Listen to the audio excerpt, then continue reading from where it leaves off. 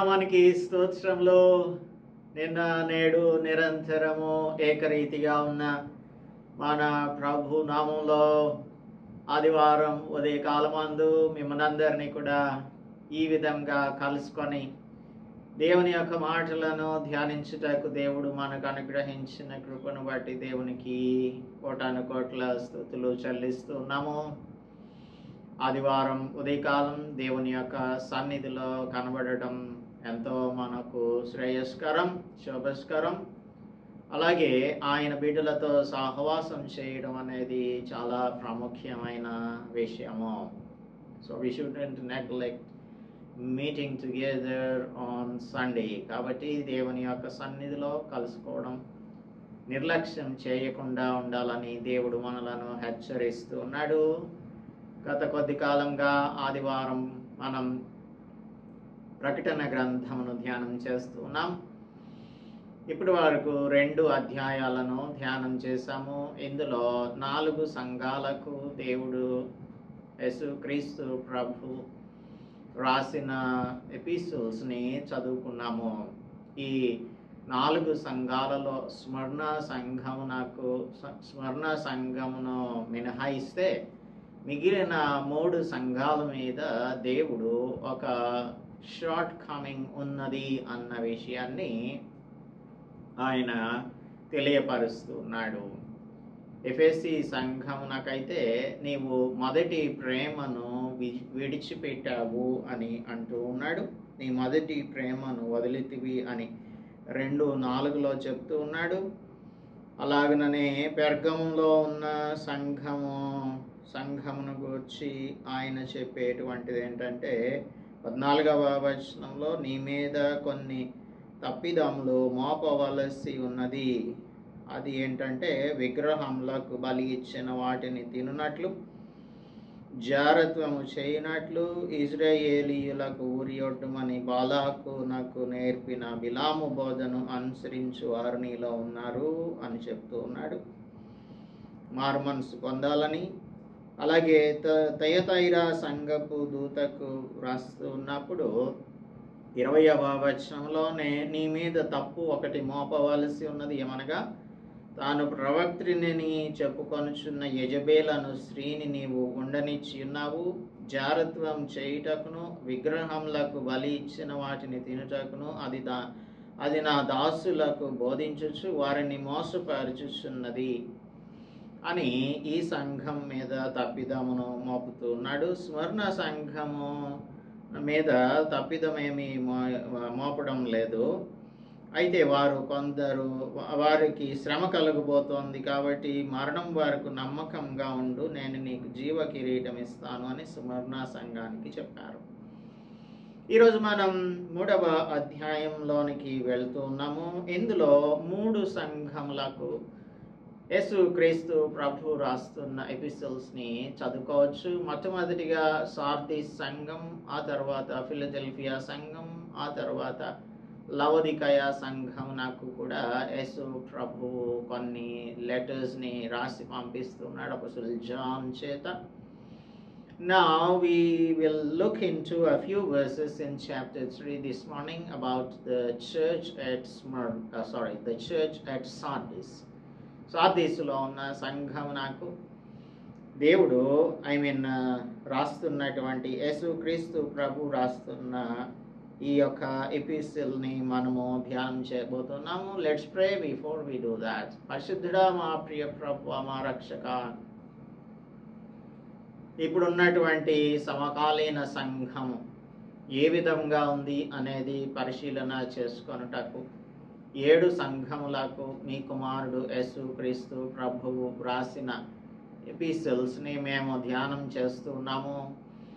వీటికి రాసినప్పుడు మీరు ఏవైతే విషయాలు వారిలో నుంచి షార్ట్ కమింగ్స్గా మాకు చూపించుతున్నారో అటువంటి షార్ట్ కమింగ్స్ మా సంఘంలో ఉన్నదేమో మేము జాగ్రత్తగా చూచుకొనుటకు మీరు ఇస్తున్న అవకాశములను మేము వినియోగించుకుంటూ తండ్రి మీ ఎదుట మేము నిలబడవలసిన సమయం వచ్చినప్పుడు ప్రభువా మీ చేత బలా నమ్మకమైన మంచి దాసుడా మంచి దాసురాలా అనిపించుకునేలాగా మా జీవితంలో ఉండునట్లుగా కృప చూపించమని, వాటిని ట్రాన్స్ఫార్మ్ చేయమని మీ కుమారుడు మా రక్షకుడు యేసుక్రీస్తు పరిశుద్ధ నామములో ప్రార్థిస్తున్నాం తండ్రి.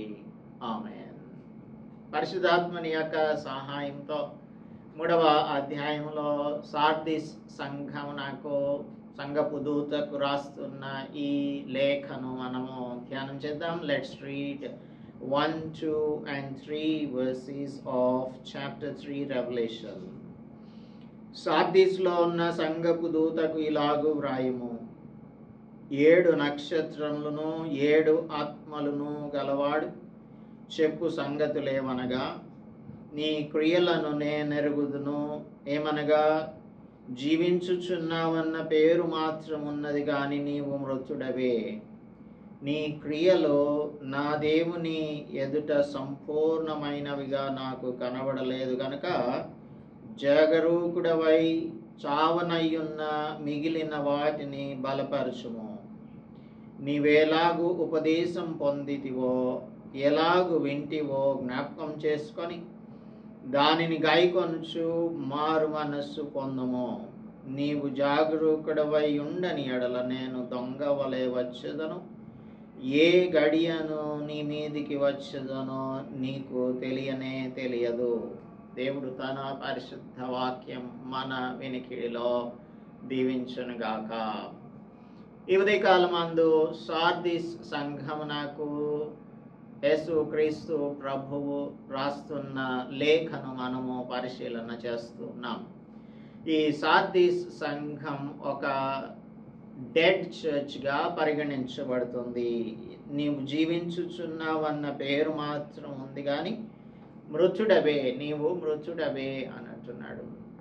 Let us see the background of this church. ఇది 30 మైళ్ళు దూరం థయతైరా సంఘమును గురించి మనము ఇంతకు ముందు ధ్యానం చేసాం. 2వ అధ్యాయం చివరి భాగంలో థయతైరా సంఘమునకు సౌత్ ఈస్ట్లో 30 మైల్స్ దూరంలో, అలాగనే ఆ పైన మనం ధ్యానం చేసిన స్మరణ సంఘమునకు తూర్పు దిక్కున 50 మైళ్ళ దూరంలో ఇది ఉండేది. ఇది ప్రాచీన కాలంలో లిడియా అనేటువంటి ప్రాంతమునకు రాజధాని ప్రాంతంగా ఉండేది. ఇది దేనికి ఫేమస్ అంటే టెక్స్టైల్ ఇండస్ట్రీకి, తర్వాత అద్దకాలు చేస్తారు కదా, డైయింగ్ ఇండస్ట్రీకి, జ్యువెలరీకి అనగా బంగారు ఆభరణములు తయారు చేసేటువంటిది. తర్వాత ఇది ఎర్లియస్ట్ కింగ్డమ్. ఇందులో మింట్ నాణ్యములను ముద్ర వేసి దానిని వినియోగంలోనికి తీసుకొచ్చినటువంటిది ఈ సార్దిస్ అనేటువంటి పట్టణం. ఇది 1500 అడుగుల ఎత్తులో ఉంటుంది. Hill top city. ఇది ఒక కొండ మీద ఉంటున్నటువంటి పట్టణం. కాబట్టి వీళ్ళు అనుకుంటూ ఉండేవారు, మేము చాలా ఎత్తైన ప్రదేశంలో ఉంటున్నాం కాబట్టి శత్రువు మా మీద దాడి చేసి వచ్చే అవకాశం లేదు, వీఆర్ న్యాచురల్లీ ప్రొటెక్టెడ్ అని చెప్పి అంటూ ఉంటారు. ఇప్పుడు భారతదేశం నాకు హిమాలయాలు ఉత్తర పక్కన ఒక న్యాచురల్ బౌండరీగా ఎలా ఉన్నాయో, అలాగే మనకు ఈస్ట్లోనేమో బే ఆఫ్ బెంగాల్, వెస్ట్లోనేమో అరేబియన్ సీ, క్రిందినేమో ఇండియన్ ఓషన్, నార్త్లోనేమో హిమాలయాస్ ఉండటం వల్ల న్యాచురల్ బౌండరీస్ మనకి ఉన్నాయి. కాబట్టి శత్రువులు రావడానికి అంత ఈజీ కాదు, అంత సులువైన పని కాదు అని మనం అనుకుంటూ ఉంటాం. అయితే రావాల్సిన వారు ఎలాగైనా వచ్చేస్తారు. ఇప్పుడు సార్దిస్ సంఘం కూడా ఇదే విధంగా కంప్లేసెంట్ చర్చ్గా ఉంటుంది. అంటే ఆత్మ సంతృప్తి, స్వీయ సంతృప్తి కలిగినటువంటి సంఘం, లేదంటే స్వీయ సంతృప్తి కలిగిన పట్టణంగా ఉన్నటువంటిది ఈ సార్దిస్ పట్టణం. అందుకనే ఎవరు మా మీదకి రారు అని నిర్లక్ష్య స్వభావంతో ఉంటున్నప్పుడు అలెగ్జాండర్ ద గ్రేట్ 214 BCలో సారీ 214 బీసీలో యాంటియోకస్ ది థర్డ్ అనేటువంటి వాడు ఇటువంటి నిర్లక్ష్యపు స్వభావం వలననే వారిని ఆక్రమించుకున్నాడు. దానికంటే ముందుగా అలెగ్జాండర్ ద గ్రేట్ వారి మీద దండయాత్ర చేసి వచ్చినప్పుడు ఎటువంటి రెసిస్టెన్స్ చేయకుండా, అంటే వారికి డిఫెన్స్ ఏమి లేదు, ఎందుకంటే వారి దగ్గర అస్త్రశస్త్రాలు ఎందుకు లేవు అంటే మేము వీఆర్ న్యాచురల్లీ ప్రొటెక్టెడ్ సిటీ అని చెప్పి వారు అనుకుంటూ ఉండేవారు. అలాగే 17వ శతాబ్దంలో 17 ADలో రోమన్స్ ఏం చేశారు అని అంటే ఆ హిల్ టాప్ సిటీ ఒక భూకంపం వలన నాశనం అయిపోయినప్పుడు, ఒక పెద్ద ఎర్త్ క్వేక్ వచ్చింది, అది నాశనం అయిపోయినప్పుడు ఆ పర్వతం యొక్క బేస్లో అనగా క్రిందిన వారు ఒరిజినల్ సార్డిస్ని విడిచిపెట్టేసేసి క్రొత్త సార్డిస్ నగరాన్ని వారు నిర్మించారు. ఈ నగరంలో ఒక ప్రత్యేకత ఉంది. ఏంటంటే ఇప్పుడు ఆ ప్రదేశాలలో ఉన్నటువంటి మనం ఇంతకుముందు ఎఫెసీ సంఘంను గురించి, స్వర్ణ సంఘంను గురించి, పెర్గమ సంఘంను గురించి, థయతైరా సంఘములను గురించి మాట్లాడుకుంటున్నప్పుడు పేగన్ గాడ్స్ అండ్ గాడెసెస్ని వర్షిప్ చేయడం అనేది ఆ ప్రాంతాలలో మనం గమనించాము. కొన్ని టెంపుల్స్ ఉన్నాయి, టెంపుల్ సిటీస్గా ఉంటూ ఉన్నాయి అని అలాగ మనం మాట్లాడుకున్నాం కదా. ఇందులో కూడా ఒక పెద్ద టెంపుల్ ఉంది. వారికి ఒక లోకల్ గాడెస్ లేదంటే గ్రామ దేవతలు అని ఉంటారు కదా. మన దేశంలో ప్రతి పల్లెటూరుకి కూడా ఒక దేవత ఉంటుంది, ఒక్కొక్కసారి ప్రతి ప్రాంతానికి కూడా ఒక దేవత ఉంటుంది. మా కులదైవం అని, గ్రామ దైవం అని ఇలాగ చెప్తూ ఉంటారు కదా. ఈ చిన్న చిన్న దేవుళ్ళు ఉంటుంటారు. అలాగా వీరికి ఒక లోకల్ గాడెస్ ఉంది. ఆ గాడెస్ పేరు సిబెల్ అనే గాడెస్కి ఒక పెద్ద టెంపుల్ని వీరు కట్టారు. ఎంత పెద్ద టెంపుల్ అంటే ఇది 30 అడుగులు ఎత్తున్నటువంటి టెంపుల్. ఇందులో మామూలుగా మన దేశంలో ఉన్నటువంటి ఈ శిల్ప కళ నైపుణ్యం కలిగినటువంటి వారు ఆ దినాలలో, ప్రాచీన దినాలలో ఎలాగైతే దేవతలకు గుడులు కట్టినప్పుడు ఎక్కువ స్తంభాలు, తర్వాత దాని మీద స్కల్ప్టింగ్స్ ఉంటూ ఉండేవి కదా, చేస్తూ ఉండేవారు. అలాగా దీనికి 78 స్తంభాలు ఉండేవి. ఒక్కొక్క స్తంభము 58 అడుగుల ఎత్తు ఉండేది. తర్వాత ఇది 30 అడుగుల వెడల్పు, 160 అడుగుల ఎత్తున్నటువంటి ఒక temple. 160 feet height, 30 feet విడ్త్లో 78 columns. ఒక్కొక్క కాలమ్ అనగా ఒక్కొక్క స్తంభం 58 అడుగుల ఎత్తులో ఉండేటువంటి ఒక గొప్పదైనటువంటి ఒక టెంపుల్ని వారు కట్టారు, గొప్ప గుడిని కట్టారు సిబెల్ అనే గాడెస్కి. సో ఇక్కడ కూడా పేగన్ వర్షిప్ ఉంది. అటువంటి ప్రదేశంలో దేవుని యొక్క సంఘం ఉండడం అనేది మనకు చాలా ఆశ్చర్యం కలిగించేటువంటి విషయం. ఎక్కడైనా సరే ర్యామ్నెంట్ అనేది దేవుడు ఉంచుకుంటూ ఉంటాడు. మనం ఇంతకుముందు సంఘంలో మాట్లాడుకున్నప్పుడు థయతైరా సంఘంలో కూడా ర్యామ్నెంట్ ఉన్నారు. అందరూ కూడా ఈ జెజబెల్ యొక్క బోధను వారు అంగీకరించలేదు. వారి యొక్క ర్యామ్నెంట్గా వారి యొక్క ప్రత్యేకతను లేదంటే పరిశుద్ధతను, దైవభక్తిని కాపాడుకునే వారిగా ఉన్నారు అనేది కూడా మనం చదువుకుంటున్నాము. సో ఇది ఈ సార్దీస్ సంఘం యొక్క ఫిజికల్ లొకేషన్ మనము ఆలోచన చేసాం. తర్వాత అక్కడ ఉన్నటువంటి పరిస్థితి, అది ఒక టెంపుల్, పెద్ద టెంపుల్ ఉంది. ఇందులో ప్రతిసారి కూడా మనం చూస్తున్నాము కదా, ఫస్ట్ మనకు గ్రీటింగ్స్ ఉంటాయి, ఆ తర్వాత యేసు క్రీస్తు ప్రభువును కూర్చున్నటువంటి ఒక ఎక్స్ప్లెనేషన్ ఉంటుంది. తర్వాత మనకు ఆ సంఘంలో ఉన్నటువంటి క్రిటిసిజం లేదంటే షార్ట్ కమింగ్స్ని క్రిటిసైజ్ చేయడము, దేవుడు వారికి కౌన్సిల్ ఇవ్వడము, దాని తర్వాత వారికి కమెండేషన్, ఇఫ్ ఇట్ ఆల్ వారు మంచి పనులు చేస్తున్నట్టయితే వాటిని ప్రశంసించడము, ఆ తర్వాత మీకు మీకు ఏదైతే కొదువుగా ఉందో అది చూపించినాక మీరు ఇది చేసినట్టయితే మీకు ఇటువంటి రివార్డ్ ఇవ్వబడుతుంది అని, ఆ తర్వాత దూత సంఘములతో చెప్తున్న మాటను చెవులు గలవాడు వినుగాక అని చెప్తారు. ఇప్పుడు మనం ఇక్కడ చదువుకుంటున్నటువంటి ఈ సార్దీస్ సంఘం యొక్క లెటర్ స్ట్రక్చర్ కూడా 1Aలో చూస్తే గ్రీటింగ్స్ ఉన్నాయి. అలాగనే 1Bలో కనుక మనం చూసినట్టయితే క్రిటిసిజం వెంటనే ఉంటుంది. 7 నక్షత్రములను దేవుని 7 ఆత్మలను గలవాడు చెప్పు సంగతులు ఏమనగా. So Christ is the source of 7 spirits of God. కాబట్టి యేసు క్రీస్తు ప్రభు యొక్క రెఫరెన్స్ని, ఆయన యొక్క జ్ఞానమును ఇక్కడ మనకు తెలియజేస్తుంది. So Christ is the source of the 7 spirits of God. So the description of Jesus himself shows that the church is in a specific need at this time. ఈ సార్దీస్ సంఘం ఈ ఉత్తరాన్ని రిసీవ్ చేసుకునే టైంకి వారికి ఒక అవసరత లేదంటే ఒక షార్ట్ కమింగ్ ఉంది.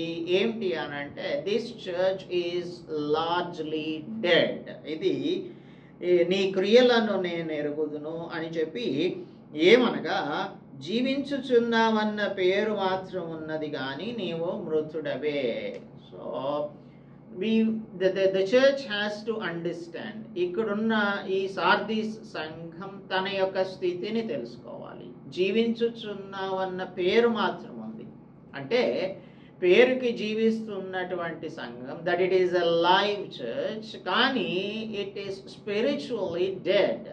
It is spiritually dead. ఆత్మీయంగా చనిపోయిన సంఘంగా, చేతనం లేని సంఘంగా ఇది ఉంటుంది. కాబట్టి ఈ 7 ఆత్మలను గురించి, 7 నక్షత్రములను గురించి మనం ఎందుకు మెన్షన్ చేస్తున్నాడు అంటే, 7 నక్షత్రాలు అనేవి 7 సంఘముల దూతలు అని ఇంతకు ముందు మొదటి అధ్యాయం 20వ వచనంలో చూసాం. ఆ 7 నక్షత్రములు 7 సంఘముల దూతలు, తర్వాత 7 స్తంభాలు 7 సంఘాలు అని చెప్తూ ఉన్నాడు. ఇప్పుడు 7 నక్షత్రములను అంటే అందరికీ దేవుడై ఉన్నటువంటి మన దేవుడు, దేవుని 7 ఆత్మలు గలవాడు అనగా క్రీస్తు ప్రభు చెప్పుచున్న సంగతులు, నీ క్రియలు నేనెరుగుదును, నీ క్రియలు నేనెరుగుదును అని అంటున్నాడు.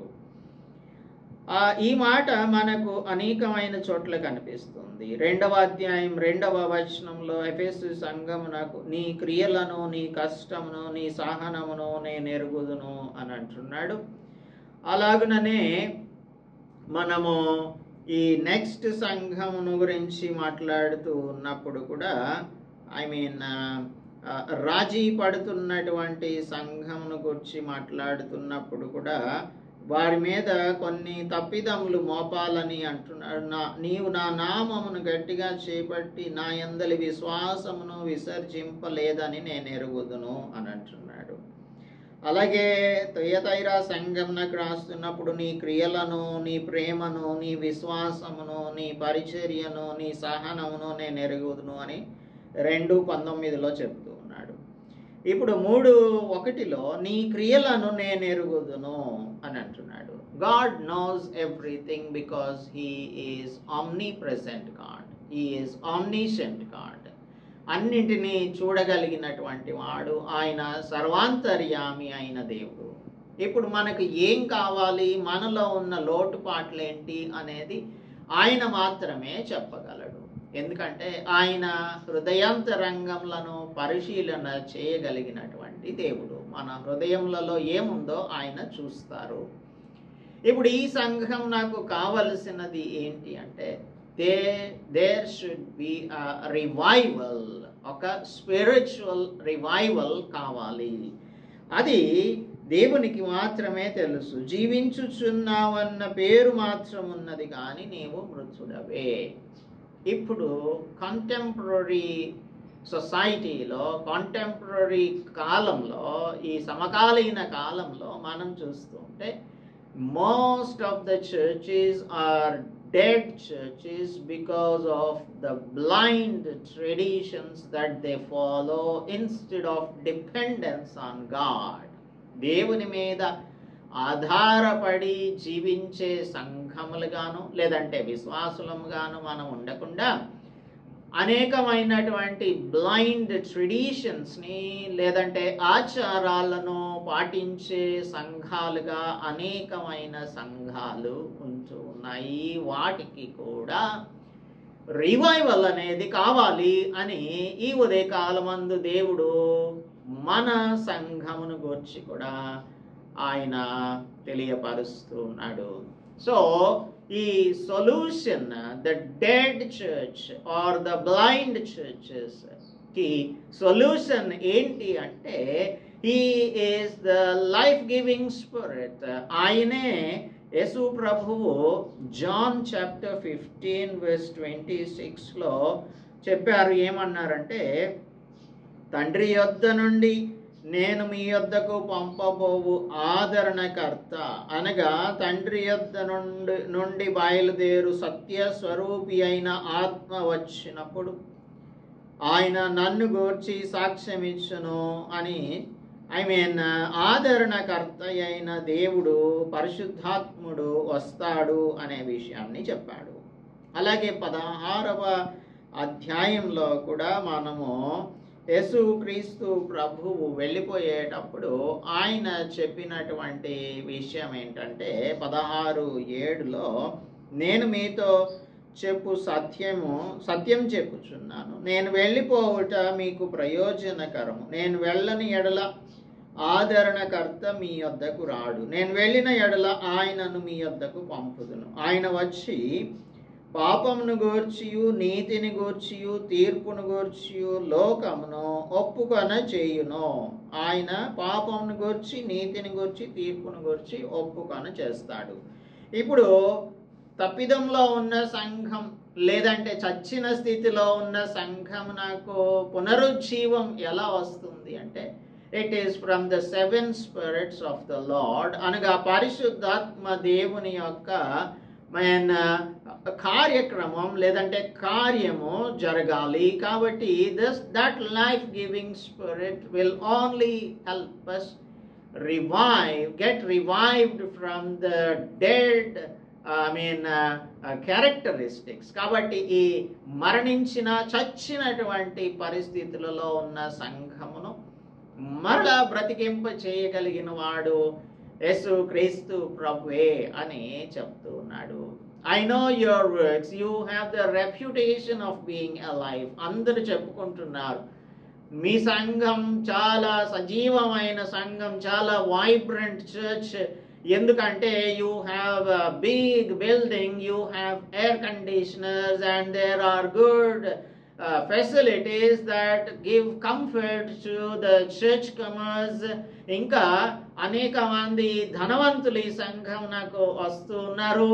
తర్వాత ఇక్కడ అంతా కూడా యాంబియన్స్ ఎలా ఉంటుంది అంటే ఆరాధనకు చాలా అనువైనటువంటి యాంబియన్స్ ఉంటుంది. కాబట్టి ఈ సంఘం చాలా గొప్ప పేరు ప్రఖ్యాతులు కలిగిన సంఘం అని అందరూ చెప్పుకుంటూ ఉన్నారు.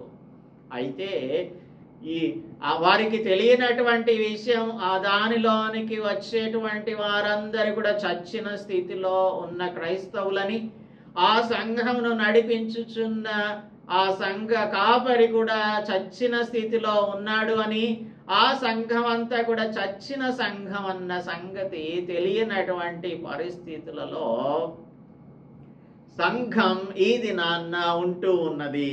కాబట్టి దీనిని మనము టెక్నికల్గా ప్రశంస అని పరిగణించవచ్చేమో కానీ ఇది ఒక డొల్ల ప్రశంస అని మనం చెప్పవచ్చు. ఎవరైనా మన సంఘమును గురించి ఈ విధమైనటువంటి ప్రశంస చేస్తూ ఉంటే దేవుడు మన గురించి ఏమంటున్నాడు అన్న విషయాన్ని ఆయన మాటల ద్వారానే తెలుసుకున్నట్లయితే మనకు అర్థమయ్యే పరిస్థితి ఏంటి అంటే we are a dead church, we are dead believers and our pastor is a dead pastor. because the word of God is not preached except that everything is preached. దేవుని యొక్క మాట, దేవుని యొక్క సువార్త తప్పించి అన్ని కూడా ఆ సంఘంలో, మన సంఘంలో కనిపిస్తూ ఉన్నాయి. ఒకప్పుడు మీరు మీ పాపముల చేతను, అపరాధముల చేతను చచ్చిన వారై ఉండగా ఆయన క్రీస్తుతో కూడా మనలను బ్రతికించాడు అని ఎఫెసీయులకు రాసినటువంటి పత్రికలో 2వ అధ్యాయంలో మనం చదువుకుంటాము. మీ అపరాధముల చేతను, పాపముల చేతను మీరు చచ్చిన వారై ఉండగా ఆయన మిమ్మును క్రీస్తుతో కూడా బ్రతికించెను.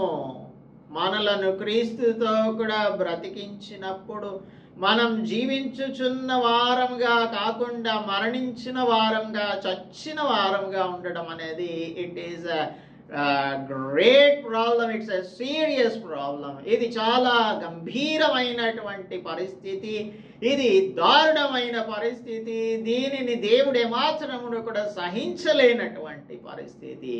Most of the churches today have a reputation that they are live churches, they are being alive అని అవి ఏం చేస్తున్నాయి అని అంటే సెల్ఫ్ డబ్బా కొట్టుకుంటూ ఉన్నాయి.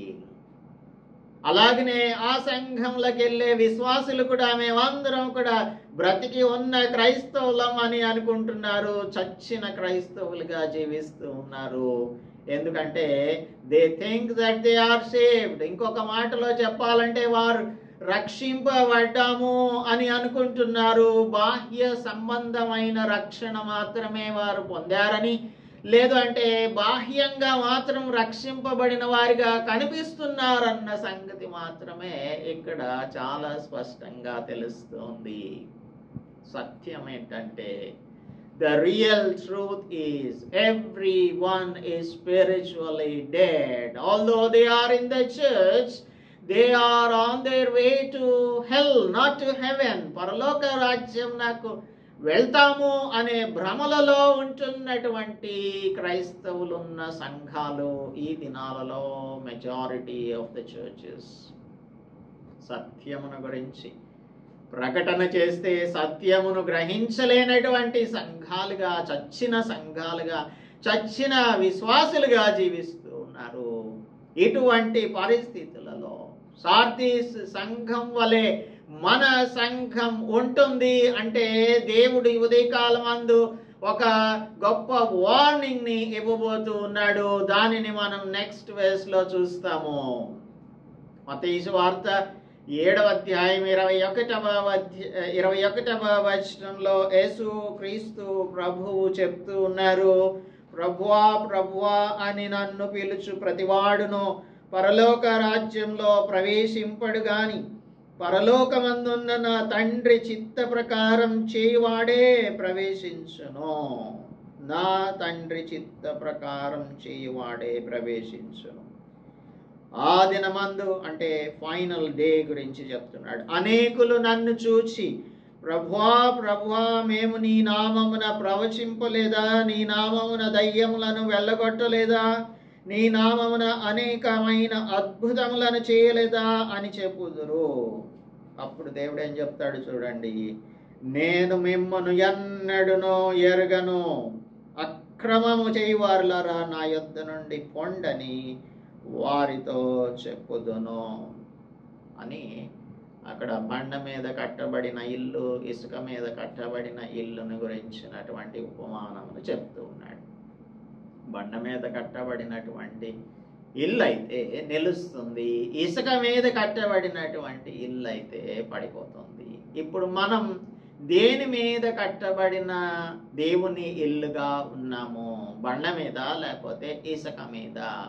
So we must examine ourselves. మనం నిజంగా ఆత్మీయంగా బ్రతికున్నామా, చచ్చామా? లేదు అని అంటే నేను మిమ్మల్ని ఎరగను, అక్రమము చేయువారులారా నా యొద్ద నుండి తొలగిపోండి అని దేవుడు చెప్పేటువంటి పరిస్థితులలో మన యొక్క ఆత్మీయ స్థితి ఉందా అనేది, things that do not prove or disprove salvation ఏంటి అనేది ఈ ఉదయకాలం అందు చూద్దాము. ఒక వ్యక్తి రక్షింపబడ్డాడా రక్షింపబడలేదా అనే దానిని నిర్ణయించడానికి ఈ మనం చూడబోయే విషయాలు ఏమాత్రమును కూడా ఎవిడెన్స్గా తీసుకోవడానికి అవకాశం లేదు. ఒకటి ఏంటంటే, ప్రతి ఆదివారము లేదంటే ఎప్పుడు సంఘము కూడుకుంటే అప్పుడు సంఘము యొక్క కార్యక్రమములకు మనం హాజరవ్వడం అనేది మన రక్షణ, మనం నిజంగా రక్షింపబడ్డామా రక్షింపబడలేదా అన్నదానికి సాక్ష్యమే మాత్రం కానే కాదు. తర్వాత ప్రభు బల్లలో పాల్గొంపులు పొందడము, బ్యాప్టిజం తీసుకోవడము, తర్వాత దశమ భాగం ఇవ్వడము, ఇంకా క్వైర్ టీంలో ఉండి పాటలు పాడడము, వర్షిప్ చేయడము, ప్రార్థన చేయడము, మనలను మనము నిజమైన క్రైస్తవులము అని పిలుచుకోవడము, పరిశుద్ధ గ్రంథమును చదవడము, లేదు అనంటే చర్చ్లో కార్యక్రమాలన్నింటికి మనమే వెన్నుదన్నుగా ఉండడం, సపోర్టర్స్గా ఉండడం, మనమే సంఘమును నడిపించడం, ఇవన్నీ కూడా రక్షణ పొందుటకు, నిజమైన రక్షణకు సాదృశ్యము లేదంటే ఎవిడెన్స్ ఏమాత్రమును కానే కాదు. మనకు నిజమైన రక్షణ ఉంది అనడానికి మనలో ఉండవలసినటువంటి క్వాలిటీస్ ఏంటంటే, ఒకటి, మనము వెలుగును అనుసరించి నడిచే వారంగా, వెలుగులో నడిచేటువంటి వారంగా ఉండాలి. మొదటి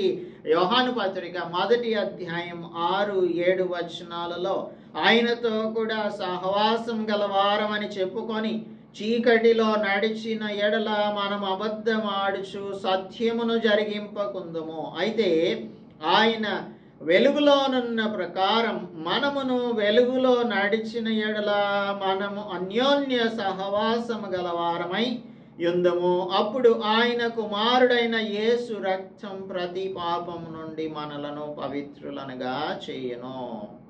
వెలుగులో మనం నడిచే వారముగా ఉన్నామా అనేది మనం పరిశీలన చేసుకోవాలి. This is number 1. నంబర్ 2, మన యొక్క పాపములను ఒప్పుకునే వారముగా ఉండాలి. మొదటి 8వ వచనం నుంచి ఇక్కడ 1వ అధ్యాయము 8వ వచనంలో మనం పాపం లేని వారమని చెప్పుకొని ఎడల మనలను మనమే మోసపుచ్చుకుందాము. ప్రతిదినము కూడా మన పాపములను మనం ఒప్పుకుంటున్నామా లేదా అనేది మనం పరిశీలన చేసుకోవాలి. మన పాపములను మనం ఒప్పుకొనిన ఎడల ఆయన నమ్మదగిన వాడును నీతిమంతుడు గనుక ఆయన మన పాపములను క్షమించి సమస్త దుర్నీతి నుండి మనలను పవిత్రులనుగా చేయును. ఒకవేళ నేనెందుకు కన్ఫెస్ చేసుకోవాలి పాపాలు, నేను పాపిని కాదు, పరిశుద్ధుడను పరిశుద్ధురాలను అని నీవు భ్రమలో గనక ఉన్నట్టయితే 10వ వచనం చెప్తుంది, మనం పాపం చేయలేదని చెప్పుకొనిన ఎడల ఆయనను అబద్ధికునిగా చేయువారమగుదుము, మరియు ఆయన వాక్యం మనలో ఉండదు. దేవుని యొక్క వాక్యం మనలో లేకపోతేనే మనలో పాపం లేదని మనం చెప్పుకునే వారంగా ఉంటాం. తర్వాత మొట్టమొదటిది వెలుగులో నడవడం, రెండవది మన పాపములను ఒప్పుకోవటం, మూడవది ఆయన ఆజ్ఞలను పాటించటం. 2వ అధ్యాయం 3-4 వచనాలు. 2వ అధ్యాయం 3-4 మనం ఆయన ఆజ్ఞలను గైకొనిన ఎడల దీని వలననే ఆయనను ఎరిగి ఉన్నామని తెలుసుకుందాం. ఆయనను ఎరిగి ఉన్నానని చెప్పుకొనుచు ఆయన ఆజ్ఞలను గైకొనని వాడు అబద్ధికుడు, వానిలో సత్యం లేదు. సత్యం లేనప్పుడు అసత్యమే ఉంటుంది. దేవుని యొక్క ఆజ్ఞలను గైకొంటేనే మనం ఆయనను నిజంగా ఎరిగిన వారంగా ఉంటాము. లేదు అనంటే మనం భ్రమలలో ఉంటాము, అబద్ధికులముగా ఉంటాము. మూడవది, మన యొక్క సహోదరులను ప్రేమించే వారంగా ఉంటాం. 9-11 వచనాలు. 2వ అధ్యాయం 9-11 వచనాలు. వెలుగులో ఉన్నానని చెప్పుకొనొచ్చు తన సహోదరుని ద్వేషించువాడు ఇప్పటి వరకును చీకటిలోనే ఉన్నాడు. తన సహోదరుని ప్రేమించువాడు వెలుగులో ఉన్నవాడు, అతని యందు అభ్యంతర కారణమేమీ లేదు. తన సహోదరుని ద్వేషించువాడు చీకటిలో ఉండి చీకటిలో నడుచుచున్నాడు. చీకటి అతని కన్నులకు గ్రొడ్డితనం కలుగచేసను కనుక తానెక్కడికి పోచున్నాడో అది అతనికి తెలియదు. So are you loving your brethren? మీ సహోదరులను ప్రేమిస్తున్నారా? సంఘంలో చూస్తేనేమో చాలా గొప్ప పొజిషన్లో ఉన్నట్టుగా, లేదంటే పరిశుద్ధంగా జీవించుచున్నట్టుగా ఫోజులు కొడుతూ, మన కుటుంబ జీవితంలో చూసినప్పుడు మన సహోదరులనే మనం ద్వేషించేటువంటి వారంగా ఉంటున్నామా అనేది మనం పరిశీలన చేసుకోవాలి. Number 1, walk in the light. Number 2, confessing your sin. Number 3 is keeping his commandments. And number 4 is loving brethren.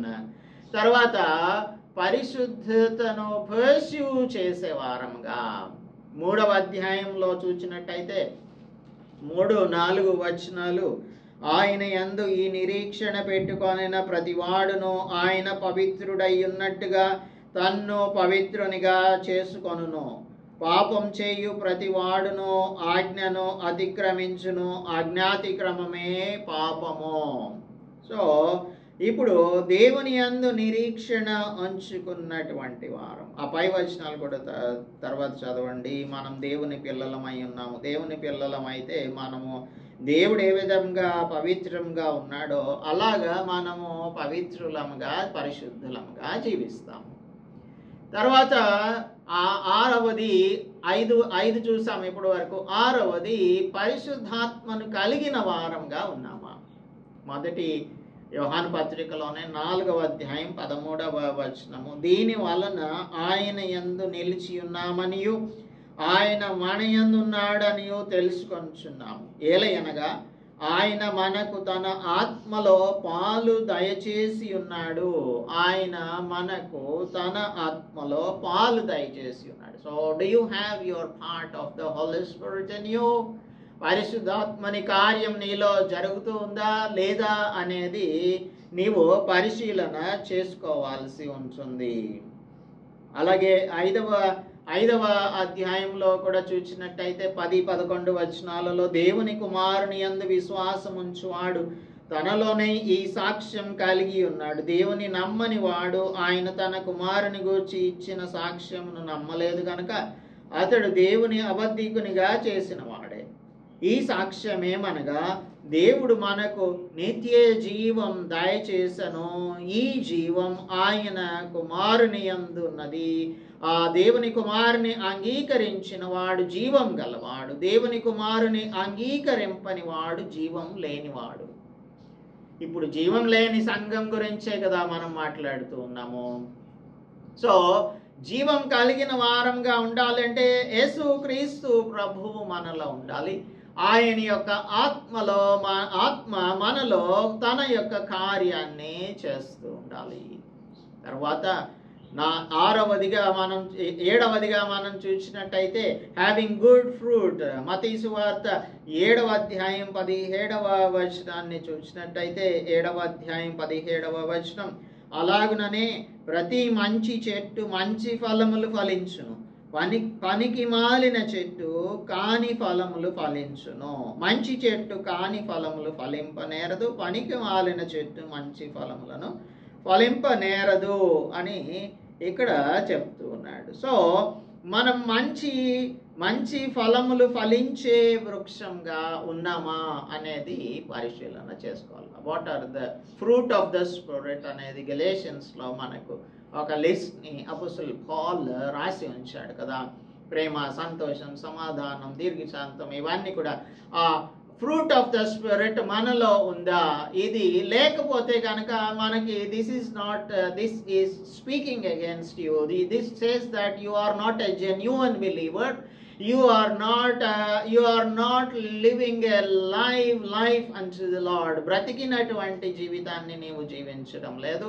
తర్వాత దేవుని ప్రేమించేటువంటి వారంగా మనం ఉంటాము. లాస్ట్దిగా చివరిగా యోహాను సువార్త 14వ అధ్యాయం 15వ వచనంలో 14-15 చెప్తూ ఉంది, నా నామమున మీరు నన్నేమి అడిగినను నేను చేస్తాను.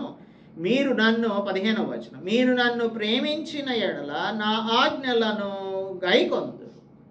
మీరు నన్ను ప్రేమించిన ఎడల నా ఆజ్ఞలను గైకొంటారు. దేవుని యొక్క ఆజ్ఞలను గైకొనే వారంగా ఉంటామన్న సంగతి ఇప్పుడు 1 John chapter 5 verse 3లో కూడా మనము చూడవచ్చు. 1 John chapter 5 verse 3లో మరలా ఒకసారి చదువుదాము. మనం ఆయన ఆజ్ఞలను గైకొనుటయే దేవుని ప్రేమించుట. ఆయన ఆజ్ఞలు భారమైనవి కావు. సో దేవుని యొక్క ఆజ్ఞలను మనం గైకొంటున్నామా, అంటే దేవుణ్ణి ప్రేమిస్తున్నామా అనేది కూడా మనం పరిశీలన చేసుకోవాలి. Number 1, walking in the light. Number 2, confessing hour sin every day, keeping his commandments. ఆయన ఆజ్ఞలను పాటించటం, సహోదరులను ప్రేమించటం. ఐదవది పర్ష్యూ హాలీనెస్, పరిశుద్ధతను మనము ఎల్లప్పుడూ కూడా వెంబడించడం. ఆ తర్వాత పరిశుద్ధాత్మలో పాలు కలిగిన వారంగా ఉండటం, మంచి ఫలములను ఫలించటం, దేవుని ప్రేమించటం అనేటువంటి ఈ 8 గనక మనలో ఉన్నట్టయితే మనం నిజంగా రక్షింపబడ్డాము, నిజంగా విశ్వాసులము అనేది మనకు తెలియజేస్తుంది.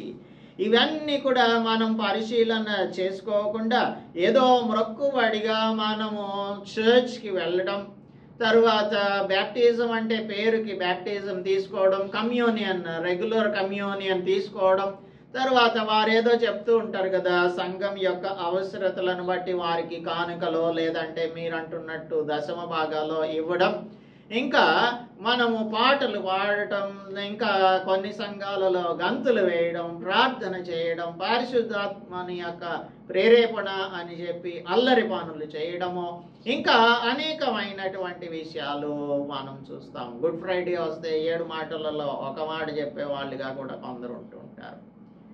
లేదు అంటే పాస్టర్ గారు లేకపోతే పాస్టర్ గారికి సబ్స్టిట్యూట్గా వాక్యం చెప్పేటువంటి వారు కొందరు ఉంటారు. ఇలాగా ఇవన్నీ కూడా రక్షణ పొందాము అన్నదానికి ఎవిడెన్సెస్ కానే కాదు. ఎవిడెన్సెస్ ఇప్పుడు మనం చెప్పుకున్నాయి. సజీవులంగా ఉండాలి అంటే మనం నిష్పాక్షికంగా నిజమైన విశ్వాసాన్ని కలిగిన వారంగా ఉండాలి. నిజమైన విశ్వాసాన్ని కలిగిన వారంగా ఉండాలి. సో ఇటువంటి నిష్పాక్షికమైన నిజమైన విశ్వాసం కలిగి ఉంటే, నా మాట విని నన్ను పంపిన వాని యందు విశ్వాసం ఉంచువాడు నిత్య జీవం గలవాడు అని 5:24లో యోహాను సువార్తలో చదువుకుంటాము. నా మాట విని నన్ను పంపిన వాని యందు విశ్వాసం ఉంచువాడు నిత్య జీవం గలవాడు. మరియు ఆ విశ్వాసం నిజమైనదైతే అది మన క్రియలలో కనిపిస్తుంది.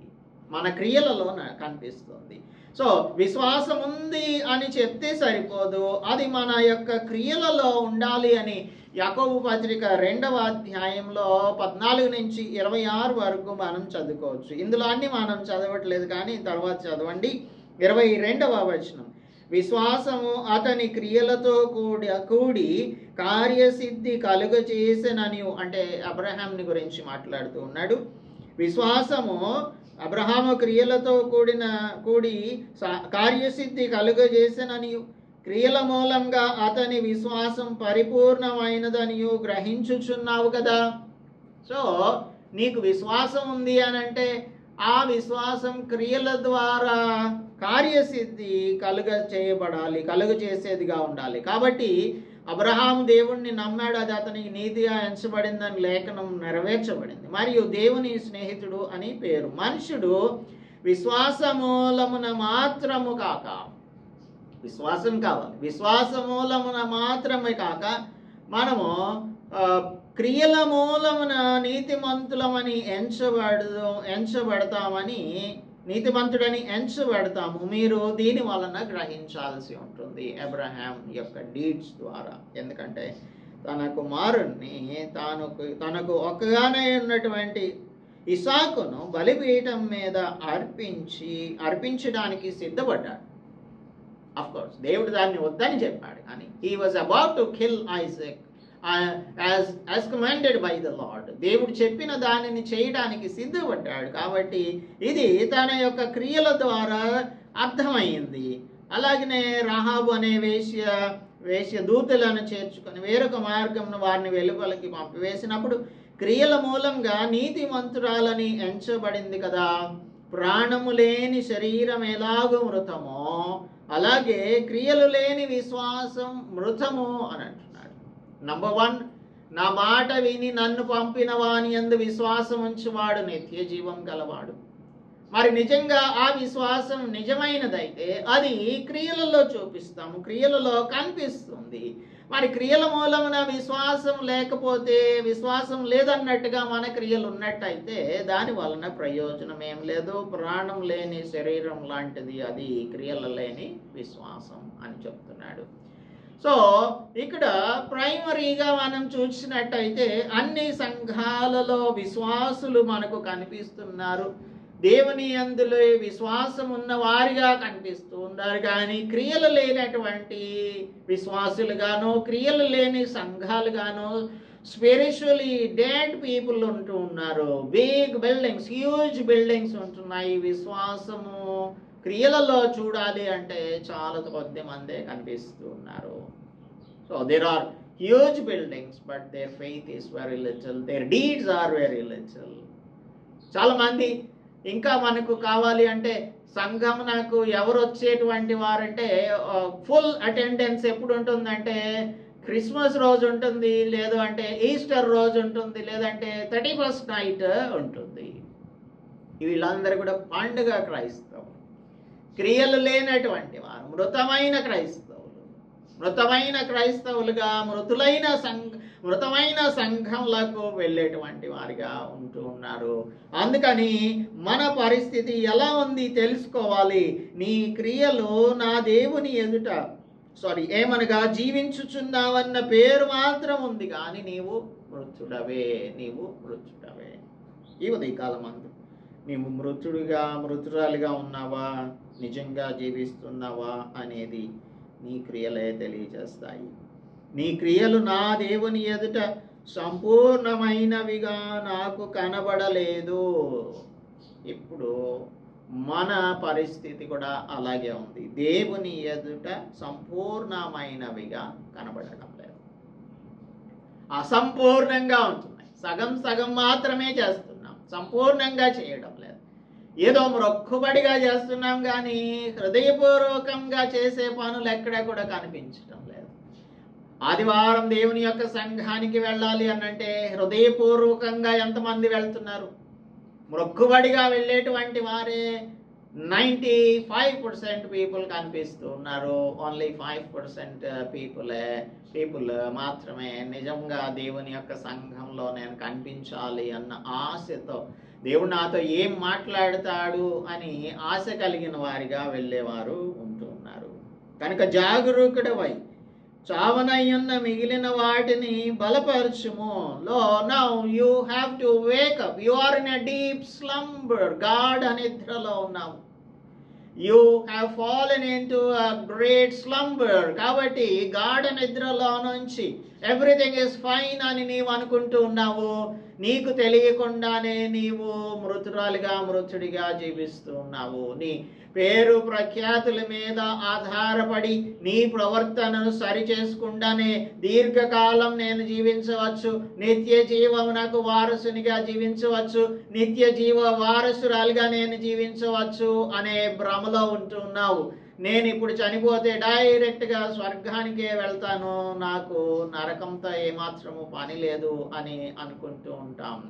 సార్దీస్ నగరం 1500 అడుగుల ఎత్తులో ఉండి అనుకుంటూ ఉంది నన్ను ఎవ్వరు జయించలేరు అనే భ్రమలో ఉంది.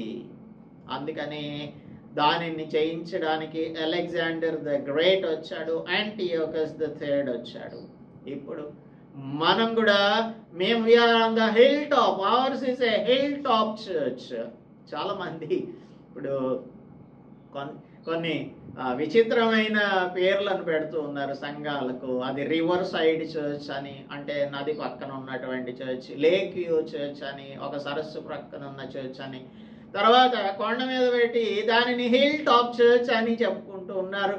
అయితే ఆ హిల్ టాప్ చర్చెస్లో ఏం జరుగుతుంది అంటే ఒక భ్రమ ఉంది. We are on the top of everything in the world, every church is below us అని అనుకుంటున్నారు. కానీ వారి యొక్క పరిస్థితి ఎలా ఉంది అని అంటే, ఆకస్మిక దాడులు జరిగినప్పుడు తన్ను తాను రక్షించుకోలేని సార్దీస్ నగరం ఏ విధంగా అయితే శత్రువుకు తనను తాను సమర్పించుకుందో, అలాంటి పరిస్థితులలో సాతాను యొక్క అంబులు తగిలినప్పుడు కుప్పకూలిపోయేటువంటి సంఘాలుగా ఇవి కనిపిస్తాయి. ఎందుకంటే ఇందులో జీవం లేదు కనుక. ఇదే విధమైనటువంటి అసంప్షన్స్తో సార్దీస్ సంఘం ఉంటుంది. కంప్లేసెంట్గా ఉంటుంది, ఆత్మ సంతృప్తి, స్వీయ సంతృప్తి కలిగినదిగా ఉంది. మనం కూడా అలాగే ఉంటూ ఉన్నామా అని మనం పరిశీలన చేసుకోవాలి. ఇది కంప్లేసెన్సీ ఏం చేస్తుంది అంటే మనకు సాటిస్ఫాక్షన్ క్రియేట్ చేస్తుంది. మన సంఘంలకు చక్కగా జోలపాట పాడించి, అబ్బా నీవు గొప్ప సంఘం, నీవు ఒక గొప్ప విశ్వాసివి, నీవు గనక ఈనాడు యేసుక్రీస్తు ప్రభు వస్తే మొట్టమొదటి స్థానం పరలోక రాజ్యంలో నీకే ఉంటుంది అని నీవు అనుకుంటున్నావేమో. మా సంఘంకే మొట్టమొదటి సీట్ ఉంటుంది అని అనుకుంటున్నామేమో. ఫ్యూచర్ విక్టరీస్ని గురించి ప్లాన్ చేసుకోకుండా గతంలో జరిగిన వాటిని గురించి డప్పులు కొట్టుకుంటూ జీవిస్తున్నావేమో. సంఘంలో సభ్యులు పెరగడం లేదు, రక్షింపబడిన వారి సంఖ్య పెరగడం లేదు అని అంటే నిజమైనటువంటి క్రైస్తవ జీవితాన్ని జీవించేటువంటి వారు లేని సంఘాలుగా, మృత సంఘాలుగా ఉంటున్నాయి. కాబట్టి సమయం ఆసన్నమైంది. ఈ సంఘంలో అన్ని కూడా స్ట్రెంగ్తెన్ చేయబడాలి. చచ్చిపోయిన సంఘాలు, ఇంకా ఇక్కడ మనం చూస్తున్నది చావనయ్యున్న మిగిలిన వాటిని, అంటే ఇంకా కొంచెం లైఫ్ ఉంది. ఆ నెక్స్ట్ జన్ వారిని మనం సిద్ధపాటు చేయాలి, వారిని మనము ప్రిపేర్ చేయాలి ఫ్యూచర్ కోసం. కాబట్టి వారిని మనం బ్రతికించాలి అంటే ముందు మనం బలవంతులం కావాలి. Let us continue the remaining part because it is almost 50 minutes. We have started this sermon. So let us meditate it next week. Let's pray. పరిశుద్ధుడా మా ప్రియ ప్రభువా, మా రక్షక, సార్దీస్ సంఘం ఏ విధంగా అయితే భ్రమలలో ఉంటుందో అలాగా మేము మా సంఘంలో కూడా భ్రమలలో జీవిస్తున్నాం ప్రభువా. జీవపు డంబం కలిగిన వారంగా జీవిస్తున్నాం. మాకు సత్యం తెలుసు, మేము నిత్య జీవమునకు వారసులము. యేసుక్రీస్తు ప్రభు రెండో రాకడలో వస్తే స్వర్గంలో మేమే మొట్టమొదటిగా ఉంటాము అనే భ్రమలో మేము ఉంటున్నాం. కానీ సార్దీస్ సంఘమునకు జీవించుచున్నావన్న పేరు మాత్రం ఉన్నది, కానీ నీవు మృతమైన దానివిగా ఉన్నావు అని చెప్తూ ఉన్నారు. ఈ ఉదయకాలం అందు మమ్మల్ని గురించి కూడా ఇలాగే చెప్తూ ఉన్నారు. మాలో ప్రభువా నిజమైన క్రైస్తవుల యొక్క, విశ్వాసుల యొక్క లక్షణాలు ఉన్నాయా లేదా అనే ఆ లక్షణాలను మేము చూచాము, ధ్యానం చేశాము ప్రభువా. వాటిని మేము పరిశీలన చేసుకొనుటకు మాకు కృప చూపించండి. లేకపోతే అక్రమము చేయవారులారా నా యొద్ద నుండి పొండి అని మీరు ఏ విధంగా అయితే మత్తయి సువార్తలో చెప్పి ఉన్నారో అలాంటి పరిస్థితి, ఇట్స్ గ్రేట్ ట్రాజడీ కనుక ప్రభు, అటువంటి ట్రాజిక్ న్యూస్ని మేము వినకుండా ఉండునట్లు మమ్మల్ని మేము సిద్ధపాటు కలిగిన క్రైస్తవులముగా ఆయన మేము సరిచేసుకొనుటకు కృప దయచేయమని క్రీస్తు యేసు పరిశుద్ధ నామములో ప్రార్థిస్తున్నాం తండ్రి. ఆమేన్. దేవునామానికి స్తోత్రం. అందరికీ కూడా వందనాలు. నిజంగా జీవించే క్రైస్తవులంగా, నిజమైన విశ్వాసులంగా, క్రియలు కలిగిన విశ్వాసులంగా జీవించటకు మనందరికీ కూడా దేవుడు కృప చూపించను గాక. ఆమేన్.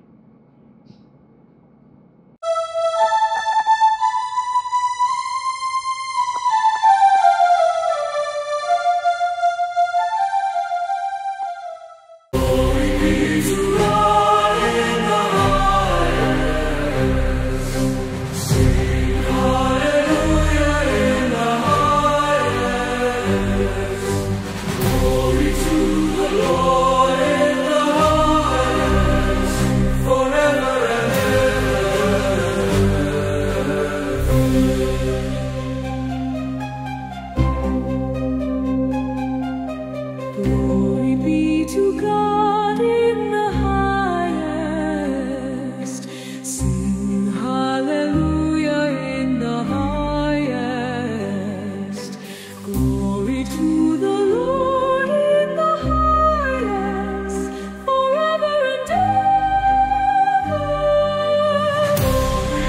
to call